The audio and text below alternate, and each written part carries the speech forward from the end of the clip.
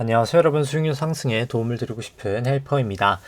국내 증시는 예상대로 이제 반등을 했다가 오늘 빠졌다가 좀 약간 회복이 되는 그런 모습이었고, 근데 이제 역으로 이제 미국 쪽 S&P나 이제 나스닥 같은 경우에는 생각외로 반등폭이 좀 크면서 전고점을 좀 넘긴 상황입니다. 일단 상대적으로 지금 국내는 되게 약한 모습을 나타내고 있고, 미국은 조금 강한 모습을 나타내고 있는데, 크게 사실 움직임이 예상치랑 크게 다르지는 않을 것 같고요. 특히 이제 나스닥 같은 경우에는 제가 봤을 때 지금 선물 같은 경우 한 2% 초중반 지금 상승을 하고 있는데, 아마도 일단 조금 이따 얘기를 드리겠지만 여기 구간을 넘어갈 것 같긴 합니다. 여기 고점을. 근데 일단 S&P는 넘어섰죠. 이제 일단 요 기술적 내용은 조금 이따 더 자세히 다루도록 하고, 오늘 이제 나이스 신용 평가에서 이제 리포트가 하나 나왔는데, 일단 간단하게 이제 왜 미국과 지금 우리나라가 좀 약간 차이가 나는지, 이제 그 부분에 대한 거를 이제 제가 조금 이해하고 있는, 제가 좀 약간 각색한 걸로 한번 설명을 드리고 나서 이제 FOMC 쪽 얘기도 좀 해보도록 하겠습니다. 과연 시장은 이제 금리가 내려서 지금 선물도 어제는 좀 빠졌지만 이제 오늘은 지금 많이 오르고 있잖아요. 그래서 금리가 오르면, 아니, 금리가 이제 내려가기만 하면 정말 다 문제가 해결이 될까? 일단 결론은 아니라고 생각하고요. 그래서 그 부분이랑 같이 한번 보면은, 일단 미국이랑 대비해서 일단 단기적으로 우리나라 왜 약세일까에 이제 거기 리포트에 이제 많이 나오는 내용이, 중국이 돈이 필요하죠. 근데 사실 우리나라도 마찬가지고, 우리나라 성장도 다 외국에서 이제 차관을 받아와서 결국 돈을 빌려와서 이제 그 돈으로 투자를 해서 결국 나라가 성장해 왔습니다. 중국도 마찬가지고요. 이게 1998년도부터 미국으로부터, 유럽으로부터 돈을 많이 받아옵니다. 그러니까 달러를 많이 받아오는 거죠. 이제 유로하든 달러든 둘 다 많이 받아왔던 거예요. 근데 트럼프가 돼서 이제 그런 게 정책들이 다 막아지는 거죠. 결국 이제 투자 쪽 돈이 멈추게 됩니다. 바이든 대통령 돼서도 그건 똑같았던 거고요. 이게 멈추니까 결국은 수출을 해야 되는데, 수출도 결국 지금 관세를 올리면서 미국과 유럽 쪽이 수출도 상대적으로 지금 미국하고 유럽으로는 점점 쉽지 않은 상황이 되어가는 거죠. 그럼 어디로 해야 될까요? 결국은 미국하고 유럽을 제외한 다른 나라에 중국이 외화를 얻을 수 있는 방법은 수출밖에 없다는 겁니다. 그럼 어떻게 되죠? 덤핑을 친다는 겁니다. 결국 그냥 값싸게 물건을 판다는 거예요. 왜냐면 외화를 얻기 위해서. 외화를 왜 얻어야 될까요? 결국 중국에서 기름이 안 나잖아요. 기름을 수입해와야 되고 여러 가지 달러들이 필요하죠. 빚을 갚기 위해서도 그렇고 달러가 필요하기 때문에 결국 수출을 해야 되는 겁니다. 투자를 받거나 수출을 하거나 둘 중 하나인데, 투자도 막혔고 미국과 유럽의 수출도 상당 부분 막혀있기 때문에 그럼 다른 나라에 다 수출을 해야 되는데, 거기랑 경쟁국이 어디죠? 우리나라입니다. 결국. 그러다 보니까 특히 우리나라 쪽이 지금 타격이 좀 더 크다라고 보시면 일단 될 것 같고, 일단 금리 인하 그 다음 이제 얘기를 보죠. 이제 미국 쪽 아무튼 나이스 리포트는 이제 그쪽에 대해서 조금 더 디테일하게 나와 있었던 리포트였었고요. 금리 인하 쪽 얘기를 매번 같은 얘기입니다만, 오늘 결국 이제 FOMC에서는 50bp를 내리면서 이제 빅컷이라고 하는데, 사실 그냥 다 사람들이 붙이기 그런 거고요. 이제 결국 50bp를 이제 금리를 인하를 했고, 근데 인하를 하면 이제 되냐의 문제인데, 저번에 이제 인하를 했을 때들 케이스를 한번 살펴보면은 보시죠. 이제 보통 사람들이 지금 이제 강세론자들이 많이 이제 얘기를 하는 거는 95년도, 98년도 얘기를 많이 합니다. 95년도랑 이제 98년도. 한번 이제 그때 시기를 한번 봐볼까요? 이제 95년도 요때 금리를 내렸을 때랑 요때 금리를 내렸을 때 주가가 더 올라갔더라 라고 얘기를 하면서, 금리 인하기에 이제 오히려 주가가 올라가더라를 이제 95년, 98년도 케이스를 참 얘기를 많이 합니다. 근데 여기서 보면은 좀 다른 얘기가, 일단 첫 번째 다른 얘기는 95년도, 98년도 금리를 내리자마자 다시 금리를 올립니다. 이제 이거에 대한 얘기를 안 해요. 사람들이 그냥 나간론자들은 이제 이러고 나서 결국 증시가 다시 무너집니다. 근데 이제 이런 똑같은 거죠. 왜 금리를 내리다 말고 여긴 다시 금리를 올리게 됐을까가 사실 키포인트거든요. 왜 내리다 말고 다시 올리는 상황이 될 수밖에 없었을까? 이게 매번 얘기를 드리는 이제 예대율에 대한 얘기와 일맥상통하게 되는데, 예대율을 보시면 이건 좀 아마 이해를 하시기 편할 겁니다. 왜 이제 금리를 내리던 와중에 다시 올리게 됐고, 왜 저 때는 금리를 내릴 때 주가가 올랐을까에 대한 거랑 똑같은 상황인데요. 이제 95년도, 98년도 한번 보시죠. 95년도, 98년도 예대율이 미국이 아직까지 95%인 상황입니다. 그래서 금리를 내리니까 예대율이 더 높아지는 거예요. 그러니까 사실 이때 돈이 시중에 풀리면서 금리를 다시 올려야 되는 그런 상황이 됩니다. 이때가 닷컴 버블이었던 거죠. 그리고 나서 예대율이 100%가 차니까 이제 더 이상 돈이 공급이 안 되죠. 이제 그러면서 시장이 무너집니다. 2000년 닷컴 버블이 나타나는 거죠. 2008년도도 똑같습니다. 이제 금리를 쭉쭉쭉쭉 올리다가 이제 예대율이 높아지니까 무너지고 나서 이제 그때 다시 금리를 내리면서 시장이 무너지게 되죠.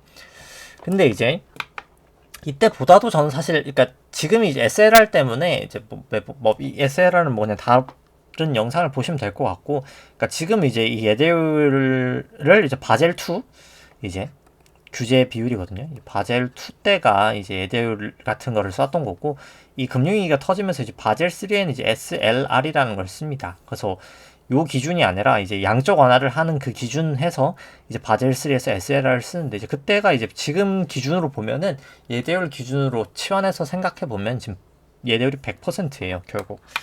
그러니까 사람들이 생각하는 95년, 98년 인하기랑은 지금 상당히 다른 상황입니다. 2000년하고 2008년도 인하기랑 오히려 비슷하다. 이제 그때는 주가가 폭락했던 그런 시간이고요. 근데 저는 사실 그때보다도 안 좋을 거라고 봅니다, 이제. 근데 왜냐면 그때는 2000년도나 2008년도에는 위기 때 보면 이 M1 증가율, 본원 통화가 확 증가가 되거든요. 2008년도도. 그래서 사실 위기가 그렇게 오래 가진 않습니다. 이게 오래 가진 않았었는데 돈을 풀었기 때문에. 근데 이제 매번 얘기를 드리는 겁니다만 돈을 못 풀거든요, 이제는. 그러니까 돈이 이제 더 이상 풀 수 있는 그 한도가 다 왔습니다. 이게 브레튼우드라고 이제 근본위제였던 게 이제 달러 본위제로 바뀌면서 결국 돈이 원래 근본이 있었는데, 그러니까 쉽게 말해서 돈이 중앙은행에서 가지고 있는 금만큼만 달러를 발행할 수 있었는데, 이제 그걸 없애버리고 그냥 지 마음대로 이제 찍는 세상이 된 거거든요. 이 브레튼 우드 체제 때부터. 그래서 돈을 무제한적으로 찍어내니까 사실 그때부터는 위기라는 게 그렇게 길게 가진 않았습니다. 1980년도 때부터 지금 현재까지 위기가 그렇게 긴 시간 지속되었던 적은 없습니다, 이제. 그러다 보니까 그냥 강세론자들이 계속 살아남는 시장이 될 수밖에 없었습니다. 거의 45년, 44년 긴 시간 동안 이제 당연히 그냥 빚내서 투자하면은 그냥 버는 상황이었어요. 국내 부동산도 마찬가지고, 뭐 해외 주식, 해외 부동산도 마찬가지고요. 뭐 당연히 돈을 푸니까 위험하면 돈 풀고, 위험하면 돈 풀고 하니까 이제 당연히 그랬던 건데, 그게 이제 끝이 난 거를 나타냈던 게 이 지준입니다. 사실 지준과 이 RRP가 사실 그 돈파티가 이제 끝이 났구나를 알려줬던 거고요. 뭐 계속 반복되는 얘기지만 뭐 FOMC도 있었고 하니까 다시 한번 리마인드를 해보면, 결국 이제 페드가 됐든 뭐 BOJ가 됐든 ECB가 됐든 중앙은행이 결국 양적 완화를 하는 것은 자산에서 이제 국채를 매입하고, 그럼 이제 부채에 뭔가가 늘어야 되겠죠. 자본은 움직이지 않으니까요. 부채에 뭔가가 늘면 이제 지준이 늘었거든요. 그러니까 이게 중앙은행이 아니라 이제 그냥 상업은행들 현금이인데, 이 현금이 계속 늘어서 지준이 늘었습니다. 근데 지준이 이렇게 쭉쭉쭉쭉 계속 늘어왔었는데, 양적 완화를 하면서 결국 자산 산 양만큼이 거의 다 지준이 늘었었습니다. 이 지준이 늘었었는데, 요때부터 이제 지준이 더 이상 늘지 못하는 현상이 나타납니다. 왜 이런 현상이 나타나냐라고 하면은 이제 SLR이 다 찬 거죠. 이게 결국 은행의 자본 나누기 자산인데, 자산도 현금이잖아요. 이 현금이 쭉쭉쭉쭉쭉 증가되니까 자본은 그대로니까 이 SLR 기준이 원래 5%가 넘어야 되거든요. 5%를 넘어야 되는데 이게 다 차버린 거죠. 그러니까 은행이 이제 현금 못 받습니다 라고 되니까 양적 완화하면 결국 부채가 뭔가를 늘어야 되니까 이 RRP가 증가가 되는 거죠. 근데 RRP는 뭐냐? 연준이 단기 금융시장에서 돈을 차입하는 겁니다. 돈을 빌린다는 거예요. 그럼 어떻게 될까요? 돈을 많이 빌리게 되면 그 한 3조 달러 빌린 거거든요. 이때 3조 달러 빌리니까 3조 달러로 치면 우리나라로 환산하면 한 어느 정도 한 240조 정도 되겠네요. 어마어마한 금액입니다. 내년 뭐 전체 국고 발행량이 200조인데 전체 발행량이 그거보다도 큰 돈을 단기금리 시장에서 차입한다는 거니까 당연히 그럼 어떻게 될까요? 금리가 튀겠죠. 단기금리가 올라갑니다. 이제 그럼 이제 향후에도 만약에 위기가 와서 돈을 풀게 되면 이제 어떤 현상이 될까라고 하면은 이제 국채가 또 올라가면 그럼 또 RRP가 또 증가가 되겠죠. 이 보라 색깔이. 그럼 이제 단기금리가 올라가는 그런 현상이 나타나게 될 겁니다. 그래서 지금 이제 금리 인하하는 거랑은 완전 다른 모습이 나타날 수밖에 없다라고 보시면 될 것 같고, 뭐 또 그래서 뭐 결국은 인하를 해도 이게 지금 돈이 풀리지가 않으면 지금 문제가 되는 그런 상황이다라고 생각을 하시면 될 것 같습니다. 그 다음에 이제 그냥 지난주 대비해서 연준 이제 대차대조포 이제 움직였던 거 보면은 뭐 지급 준비금 한 778억 달러 정도 증가가 되면서 좀 크게 증가가 됐고, TGA는 한 220억 달러 정도 증가가 되면서 이제 국채가 좀 발행됐던 부분이 있었고, RRP는 한 450억 달러 정도 감소가 됐고, 온 RRP는 한 143억 달러 정도 감소가 됐습니다. 그래서 순유동성이 한 24억 달러 정도 오히려 증가가 됐고요. 그래서 총 자산도 한 24억 달러 정도 일단 증가가 되는 모습을 나타냈습니다.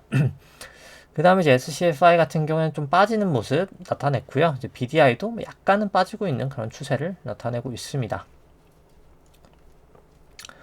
뭐 금리는 이게 반영이 안 됐지만 지금 50bp 정도 하락을 했다라고 보시면 될 것 같고, 이게 이제 오늘 게 반영이 되면 이제 빠집니다. 이게 아직 어제 거 반영이기 때문에 그렇고요. 그 다음에 뭐 그래서 이제 다시 이제 결국은 돈을 푸는 그런 상황이 나타나게 되려면은 이게 결국은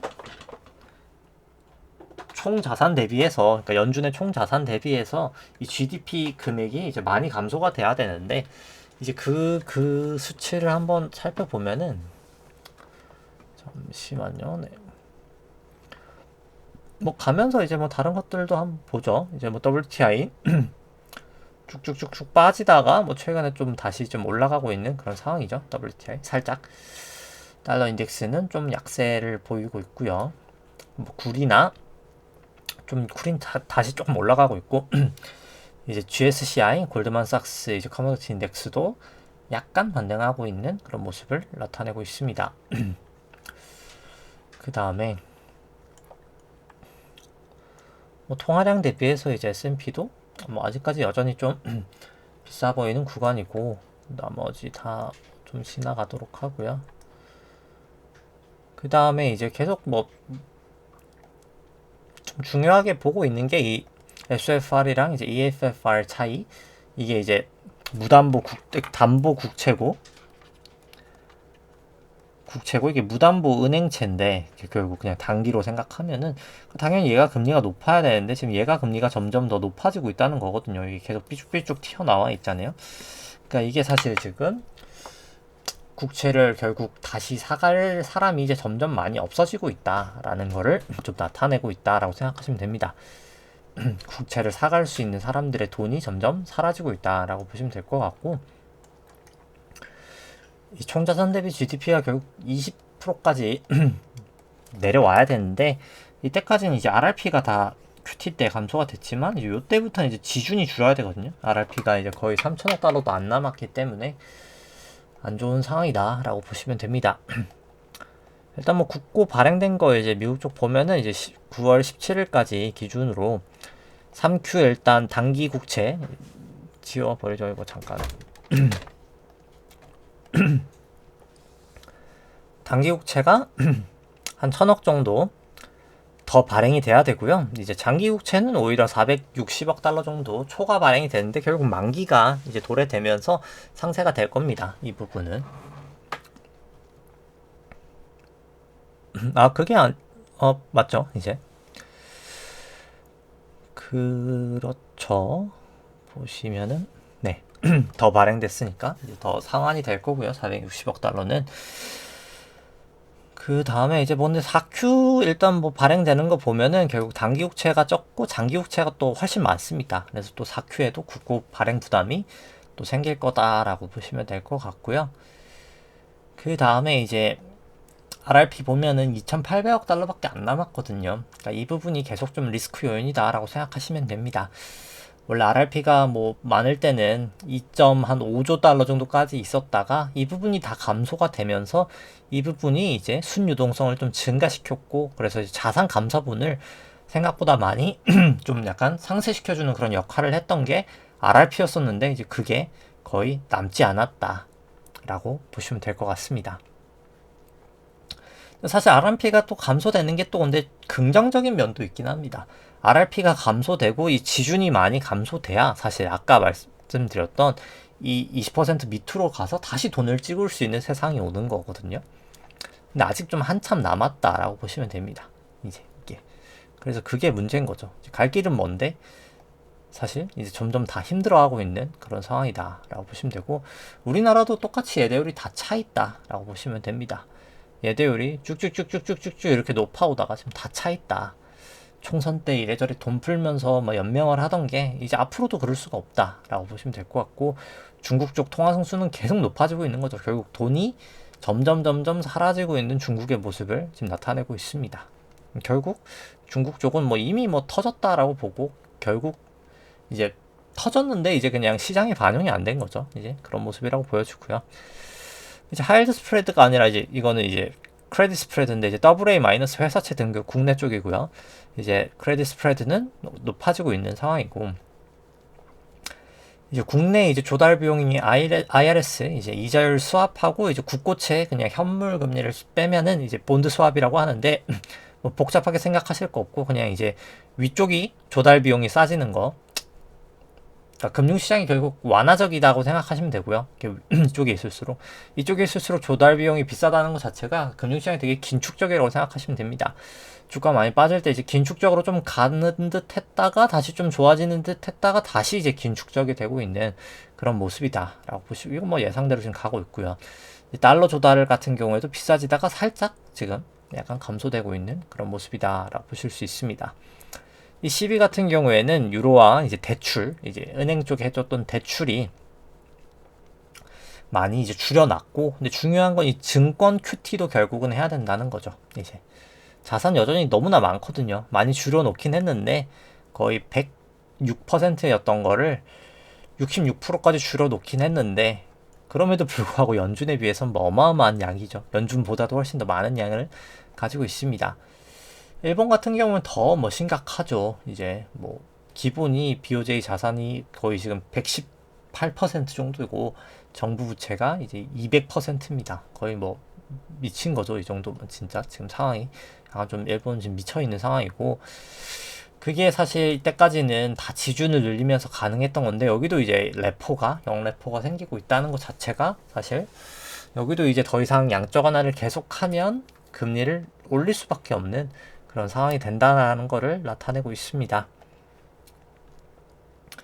밸류에이션 쪽 보면은 결국 여기 거는 이제 미국 기준금리 빠진 게 이제 반영이 됐네요. 아깝게 이제 좀 업데이트가 안 돼 있는 것 같은데, 뭐 여전히 이제 하이리뉴얼 같은 경우에 이제 코스피 하이리뉴얼에서 국고채 10년물 뺀 이제 일드 갭 같은 경우에 뭐 여전히 아직까지는 좀 고평가 영역이라고 보여지고요. 이제 페드 모델 같은 경우도 뭐 마찬가지입니다.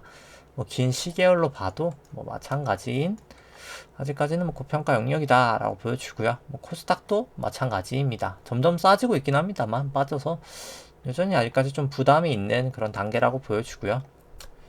그 다음에 이제 코스피랑 S&P 같이 있는 걸 봐도 뭐 여전히 밸류는 부담이 있어 보인다. 특히 이제 페드 모델로 보면 조금 더 극명하게 나타나고요. 뭐 트레일링 퍼로 봐도 고평가 영역인 거는 뭐 분명하고요. 그 다음에 트레일링 PBR로 봐도 고평가 영역인 거는 뭐 분명한 상황입니다.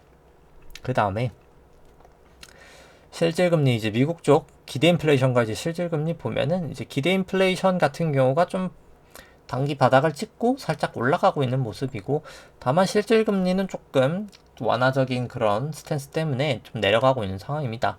국내 쪽도 이제 실질금리가 좀 내려가다가 좀 다시 이제 금리가 반등하는 모습이긴 하고요. 아직 심하진 않는 그런 상황입니다.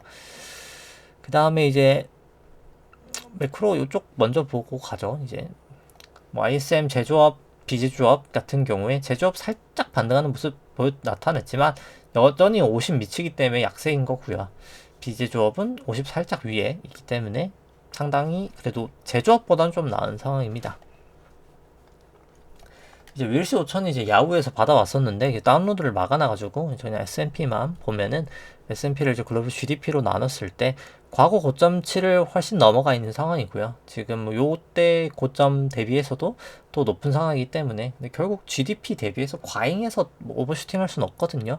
그래서 여기도 뭐 거의 다 온 게 나타나고 있지 않나. 계속 지금 뭐 여기서 키를 더 높이진 못하고 있죠. 이제 GDP 대비해서는 그런 상황입니다. 그 다음에 이제 수급 쪽 보면은 이제 S&P 투기적 순 포지션 같은 경우에는 뭐 숏 포지션이 소폭 증가됐고 나스닥은 롱 포지션이 소폭 좀 감소한 모습이다라고 보시면 될 것 같고요.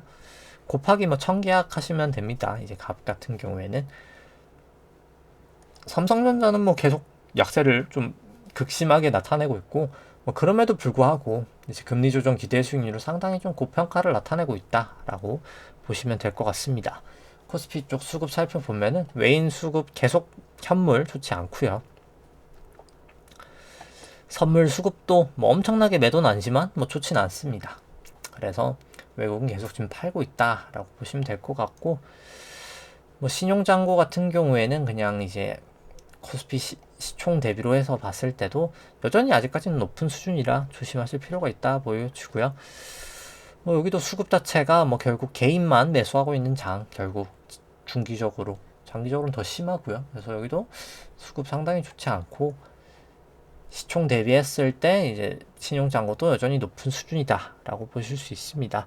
신용잔고 같은 경우에는 지난주 대비해서 한 6천억 정도 감소가 되면서 한 17조 정도 기록을 하고 있습니다. 상대 강도 살펴보면은 아무래도 이제 코스피가 제일 약세기 때문에 이게 코스피 대비 상대 강도니까요. 이제 코스닥하고도 키 맞추기가 점점 되고 있고 코스피가 더 안 좋았기 때문에 근데 코스닥이 더 안 좋은 건 맞죠 결국. 근데 이제 더 안 좋았던 게 좀 약간 줄어들었다라고 보시면 될 것 같고 S&P랑 나스닥이 훨씬 이제 코스피보다는 좀 아웃퍼폼을 했고 결국 의약품 쪽도 좋았고 운수 장비도 나쁘진 않았고 이제 전기가스 나쁘지 않았고 통신, 금융, 증권 이쪽이 나쁘지 않았다. 보험이랑. 근데 아까 이제 제가 리포트 쪽 얘기했던 거랑 동일하죠. 이 모든 섹터들이 다 뭐죠? 공통점이 있습니다. 지금 요 섹터들에 다 내수예요. 네. 결국 수출과 관련된 섹터들이 아닙니다. 모든 이 강세를 보이고 있는 섹터들은 다 지금 내수 쪽이에요. 그러니까 결국 내수 쪽이 중국 영향을 제일 덜 받잖아요. 결국. 그러니까 내수가 안 좋네 하지만 사실 내수 쪽이 지금 강한 겁니다. 이게 상대적으로. 그러니까 주가는 미래를 반영하는 거잖아요. 지금은 내수가 더 안 좋아 보이고 내수가 더 안 좋지만 사실 결국은 수출이 더 안 좋아질 거라는 걸 주식시장이 지금 반영을 하고 있는 겁니다. 다 내수주 쪽이 지금 상대적인 강세를 보이고 있다라고 보시면 될 것 같고요. 그 다음에 그래서 뭐 전기전자 수출 쪽 많이 하는 전기전자 뭐 기계 쪽 다 이런 게 안 좋은 거죠. 철강 금속 뭐 종이 목재 다 화학 케미칼 섬유 의복 다 수출이란 말이에요. 이쪽이 다 수출이 비중이 높은 분야들 그런 쪽이 다 좋지 않다는 겁니다. 의료 정밀도 마찬가지고요. 이제 약 같은 경우 우리나라에서 먹지만 이런 건 다 임플란트가 모두 수출을 많이 하잖아요. 이제 수출이 좀 비중이 높은 애들이 상대적으로 낮다는 거죠. 그러니까 이제 그런 상황이다. 누가 봐도 이게 다 몸수 장비 이런 거 다 우리나라 타고 다니는 거 비행기 다 누가 타네? 우리나라 사람들이 타지. 우리나라 항공기 대다수가. 그렇지 않아요? 유통도 마찬가지고 전기가스 다 우리나라 사람들이 쓰는 거. 건설이 수출하지 않잖아요. 물론 이제 뭐 해외 플랜트나 이런 거 짓긴 하지만 국내 쪽 비중이 훨씬 더 크죠. 운수 창고도 마찬가지고 통신도 마찬가지고 금융, 증권, 보험 뭐 다 마찬가지죠. 의약품 마찬가지로 내수 쪽이 좀 강세다라고 보시면 됩니다. 이제 그런 상황이다라고 보시면 될 것 같고 이제 금리 같은 경우에 이제 국고 3년, 10년, 국고 10, 미국고 10년, 이제 숏롱 등등등인데 추세는 여전히 아직까지 롱이고요. 그러니까 내려가고 있는 게 맞고요. 근데 이제 점점 좀 약간 태클이 걸릴 만한 그런 상황이다라고 보시면 될 것 같습니다. 달러는 여전히 일단 추세 점수로는 약세가 맞고요. 금은 이제 강세가 맞고 이제 WTI도 약세가 맞고 삼성전자 완전히 약세고 애플도 약세고 다만 마이크로소프트는 강세고 엔비디아는 이제 약세를 나타내고 있습니다. 점수화로 시켜보면은 국고 같은 경우에 여전히 아직까지는 중립입니다. 이제 국고 10년물 강세인데 한 50점 정도라고 보시면 될 것 같고요. 80점 만점입니다. 이제 미국고는 한 60점 정도라고 생각하시면 될 것 같고, 달러는 그냥 중립이다라고 보시면 될 것 같고, 금 같은 경우에는 아직까지는 롱 추세 80점이다. WTI는 이제 숏 추세가 좀 줄어든 50이다라고 보시면 될 것 같고, 삼성전자는 숏이 이제 80점 만점이다라고 보시면 될 것 같고, 애플 같은 경우에 롱이 좀 줄어서 20점이다라고 보시면 될 것 같습니다. 마이크로소프트는 중립적인 수준이고, 엔비디아는 그 숏이 아니고 이제 롱이 조금 이제 감소돼서 20점 정도가 됐다라고 보시면 됩니다. 그래서 볼린저 봤을 때 뭐 지금 계속입니다만 계속 여기 이제 벌어져 있고 모여 있기 때문에 뭐 결국 바닥 근처라고 생각합니다. 지지부진하게 뭐 더 이상 막 크게 빠지진 않고 있는데 이제 바닥이 거의 다 왔다. 이제 금리 쪽은 그렇게 보여지고요. 그리고 뭐 이제 그렇게 볼 수밖에 없는 게 금리 쪽 그냥 차트를 일단 먼저 보면은, 그러니까 왜냐면 국고 3년물이라고 보죠. 그러니까 지금 그냥 저는 뭐 사실 쉽게 그렇게 쭉쭉 빠진다고 보진 않습니다만, 기준금리가 뭐 예를 들어서 지금 보통 시장 뷰가 2.5거든요. 이제 우리나라 기준금리 이제 하단이, 그리고 미국이 보통 한 3% 많이 봐요. 우리나라, 미국. 근데 이제 보통 이 3년짜리 금리가 이게 기준금리고, 그러니까 이게 아주 낙관적인 상황에서 기준금리 지금 대다수 시장 뷰가 이제 낙관적이기 때문에 이 정도인데, 3년짜리 금리가 미국은 보통 2년이 중심이니까 우리나라 3년짜리가 보통 여기서 한 20bp 정도 더해집니다. 한 2.7 정도 되겠죠 이제. 근데 지금 2.84예요 사실. 많이 빠졌을 때 3.86, 거의 뭐 그냥 2.5 금리 빠지는 거를 뭐 다 반영이 된 수치입니다.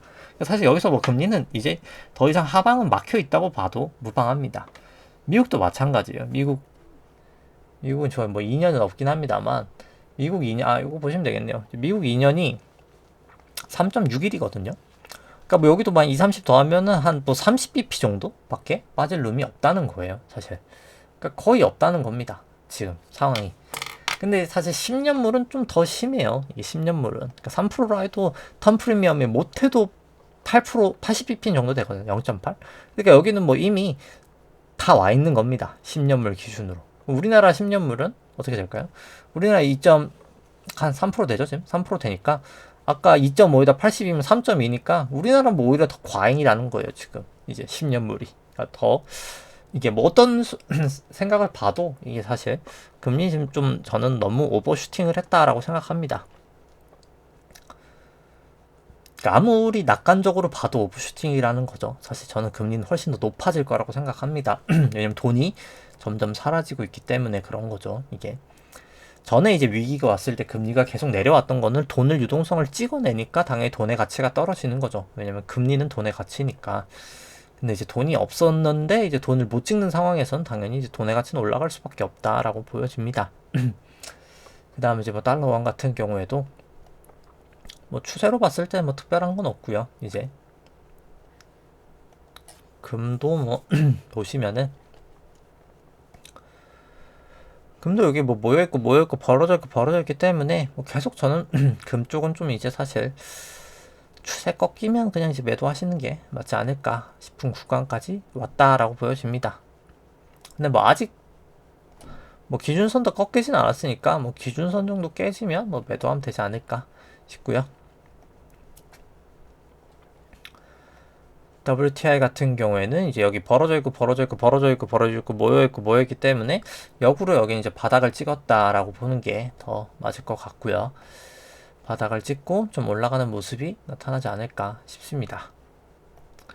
삼성전자 쪽은 뭐 거의 역대급으로 벌어져 있고 모여 있어서 뭐 결국 곧은 튈 거라고 봅니다. 왜냐면 볼린저를 너무 크게 이탈을 하고 있거든요, 지금. 나중에 차트를 보겠지만. 그래서 이 격도도 너무 크고, 이거는 뭐 사실 언제까지 떨어질지 뭐 딱 장담은 못하겠지만 저는 뭐 사실 과잉으로 하락했다라고 봅니다. 이제 단기적으로는 뭐 장기적으로는 더 빠질 거라고 보는데 단기적으로는 좀 과잉이다라고는 보여집니다. 근데 다만 거래량도 좀 폭발적으로 됐으니까 이건 이제 이게 바닥을 찍은 게 아닐까? 오늘이 제가 생각하기에 삼성전자는 단기적으로 오늘 바닥을 찍은 게 아닌가 싶긴 합니다. RSI도 그렇고요. 그 다음에 이제 애플도 뭐 추세는 뭐 하락인 거는 뭐 명확한 것 같고요. 근데 이제 반등을 할 때도 여기도 뭐 거래량이 나쁘지 않죠. 그러니까 나쁜 상황이죠. 잘 사실 오히려 하락할 때 거래량 터지고 반등할 때 거래량 주는 뭐 안 좋은 모습입니다. 그러니까 결국 애플도 안 좋은 모습이고 마이크로소프트도 뭐 특별할 거 없고요. 결국 뭐 그냥 거래량 위주로 보면은 뭐 여기도 올라갈 때 그렇게 거래량이 막 그렇게 크게 따라붙지 못하거든요. 지금 상황 자체가 보면 오히려 떨어질 때 거래량이 더 많이 늘었고 그 다음에 이제 올라갈 땐 거래량이 지금 줄고 있단 말이죠. 오히려 그래서 여기도 뭐 특별하게 뭐 지금 좋지는 않은 상황이다. 이제 RSI도 그렇고 그렇게 보여주고요. 엔비디아도 뭐 그렇게 특별한 거는 없는 그런 상황이다. 참고적으로 보시면 될 것 같습니다. OBB도 이제 여기는 꺾여 있고요. 이제 특별한 건 없고요. 그 다음에 이제 지수들을 살펴보면은 이제 곧 나스닥이랑 S&P 같은 경우 여전히 뭐 120분봉은 아직까지 롱이고 일봉도 롱이고 뭐 이제 대체적인 추세는 다 롱입니다. 다시 그 다음에 이제 국내 쪽도 단기 쪽은 롱으로 돌아왔고 일단 아직까지 일봉이랑 나머지는 조금 약간 약세를 나타내고 있고 오히려 이제 3주 9주봉 같은 경우에는 조금 롱 추세를 나타내고 있는데 간만에 이제 120분봉 추세를 살펴보면 나스닥 현물 같은 경우에는 중립적이고요. 선물 같은 경우에는 보시면 여기도 중립이 돼버렸네요. 그냥 중립이 돼버렸고 여기도 이제 중립이 돼버렸죠. 이제 코스피 200 같은 경우에도 그냥 중립적인 상황이고 이제 코스닥 같은 경우에도 중립적인 상황. 지금 그냥 딱 움직이긴 좀 약간 애매한 거죠. 다시 한번 이제 빠지는 추세를 보고 들어가야 된다라고 보여주고요. 일봉 상황으로 봤을 때 추세는 이제 나스닥 같은 경우 한 70점 정도라고 보시면 될 것 같고 이제 S&P 같은 경우는 80점으로 다시 올라왔고 오늘 반등하는 게 지금 반영이 돼 있으니까요. 이제 코스피 200은 그냥 중립적인 0점이고 코스닥 150도 그냥 중립적인 0점이다 라고 보시면 됩니다. 이제 나스닥 120분봉 같은 경우에도 뭐 여기는 뭐 그냥 딱히 막 추세가 이렇게 딱 명확하게 나타나진 않습니다. 110분봉 같은 경우에는 근데 이제 뭐 RSI도 여기 70 찍고 했기 때문에 뭐 거의 고점 근처에 온 게 아닌가 싶은 모양새고요. 결국 이것도 이제 1.7% 정도 반영됐을 때의 문제인데 결국 여기도 거의 다 지금 벌어지고 모이고가 이제 지금 한 2.2 정도 올라가고 있으니까 아까 넘어가야 되는 부분까지 생각하면 2.3은 올라가야 되거든요. 이제 그거까지 다 반영되면 다이지 않을까 생각을 합니다. S&P는 뭐 120은 생략하고 뭐 일봉으로도 뭐 특별하게 추세는 뭐 이상은 없고요. 그 다음에 이제 거래량 보면은 결국 반등할 때 거래량 꺾이는 것 자체가 뭐 좋지 않은 상황이다 라고 보실 수 있습니다. S&P 같은 경우에도 뭐 특별하게 없고요. 거래량으로 살펴보면은 여기도 반등할 때 거래량이 다시 이제 다시금 좀 떨어지고 있는 안 좋은 모습을 좀 나타내고 있습니다. 그 다음에 이제 코스피 100, 120분봉 같은 경우에는 여기도 뭐 아직까지는 뭐 특별하게 딱 뭐를 좀 하기는 애매한 것 같고요. 120분봉 코스닥 같은 경우에도 뭐 특별하게 이게 딱 뭐라고 말하기는 좀 애매한 상황인 것 같습니다. 그 다음에 이제 일봉 코스피 200 추세로 봤을 때도 뭐 그건 추세상으로 뭐 특별하게 그냥 하방 추세인 거 제외하고는 뭐 이견은 없고요. OBB도 뭐 마이너스로 내려와 있고 거래량도 뭐 다시 이제 좀 내려오고 있고 해서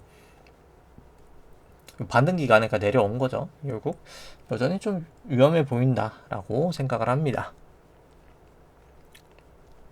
여기는 뭐 벌어져 있고 모여 있었으니까 단기 반등은 좀 예상이 됐었고요. 결국 그러니까 단기 반등을 또 하고 있죠. 지금 실제로 코스닥 쪽은 그렇고요.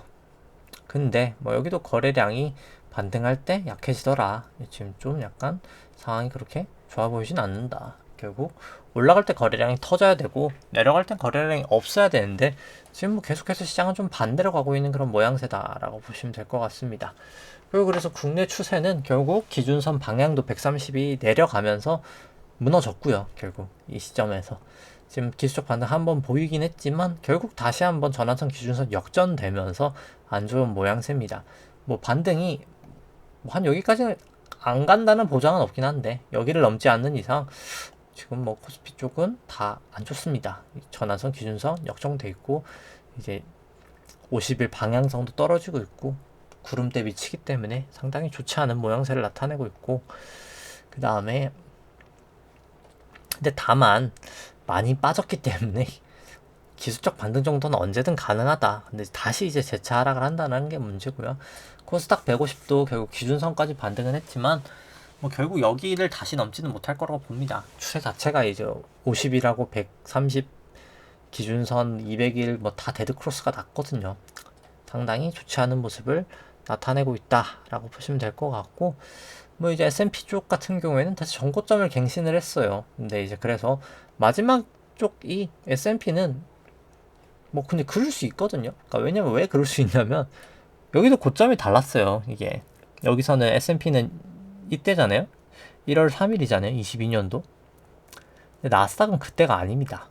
나스닥은 그때가 고점이 아니라 나스닥은 그 전이 고점이에요. 이게 보시면은 이때 11월 22일이 고점이거든요. 그러니까 여기가 고점이 서로 달라요. 이게 그래서 저는 지금도 똑같은 상황이라고 생각합니다.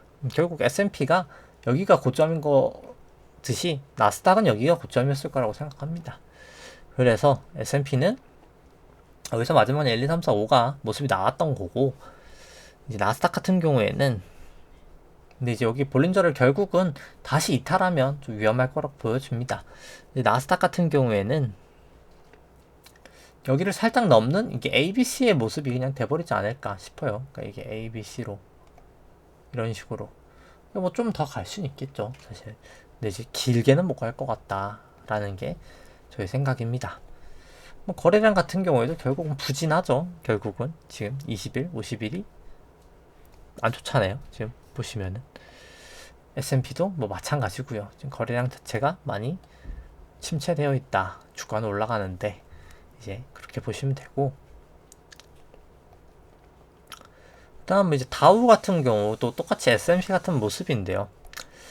다우도 결국 여기 50과 200 볼린저를 넘어가 있거든요. 그래서 아마 뭐 오늘 정도 넘어가고 나면 이제 고점을 보인 게 아닌가라고 생각을 합니다. 이제 비트코인 같은 경우에도 이제 여기 구름대를 다시 넘기긴 했는데 여기를 일단 넘지 마는지를 좀 1차적으로 체크를 해봐야 될 것 같고요. 국내 이제 변동성 같은 경우에 52동 평균선에서 계속 좀 지지를 보이고 있긴 합니다. 빅스 같은 경우에도 다시 좀 올라가면서 52동 평균선 좀 넘어서가 있고요. 이제 필라델피아 반도체 지수도 결국은 요 구름대 안에서 저는 저항을 받지 않을까, 여기를 넘지는 못할 가능성이 좀 크지 않나 라고 생각을 하고 있습니다. 니케이 같은 경우에도 결국 단기 반등 정도 조금 더 줄 수 있을 지언정 여기 지금 50도 내려오고 있고 200이 여기 안에서 저항받고 다시 이제 하락하지 않을까 생각을 하고요.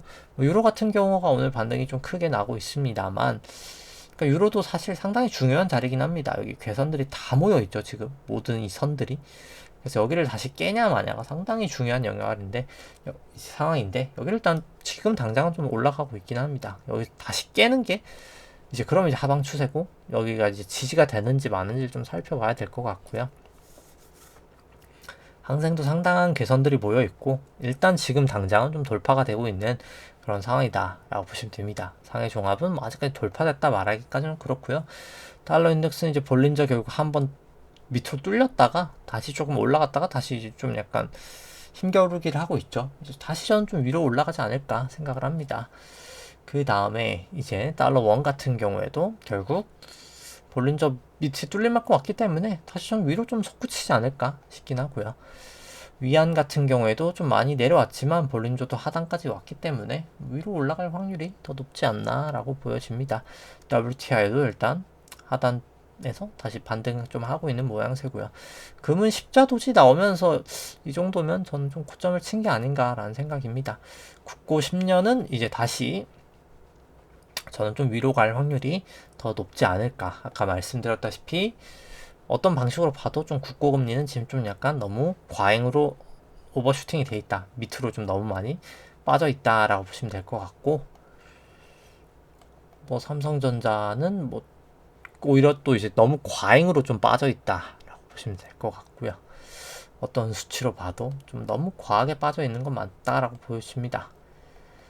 나머지도 뭐 특별하게 다를 건 없을 것 같습니다. 이제 뭐 하이닉스도 그렇고 등등등등, 애플도 전환선 기준선도 역정되면서 여전히 여기도 좋아 보이지 않는다. 추세는 여기를 넘지 않는 이상 추세는 결국 하방으로 갈 것 같다라고 보여집니다. 그래서 좀 계속 얘기를 드리고 싶은 거는 좀 조심하시는 게 필요하고요. 이제 과거 인하기를 얘기하는 그런 상황과 지금 상황 좀 많이 다르다는 거를 좀 아실 필요가 있다고 생각합니다. 2000년, 2008년도랑 오히려 유사하지, 지금 95년, 98년도랑은 지금 상당히 다른 구간입니다. 이제 그때랑 예대율이 다르다라고 생각하시면서 좀 왜 이제 우리나라가 내수 쪽이 더 강하고 수출 쪽이 약한지는 이제 또 중국 쪽에서 지금 덤핑을 결국 할 게 뻔해 보이는 그런 상황이기 때문에 좀 그런 현상이 나타나고 있다. 뭐 요 정도.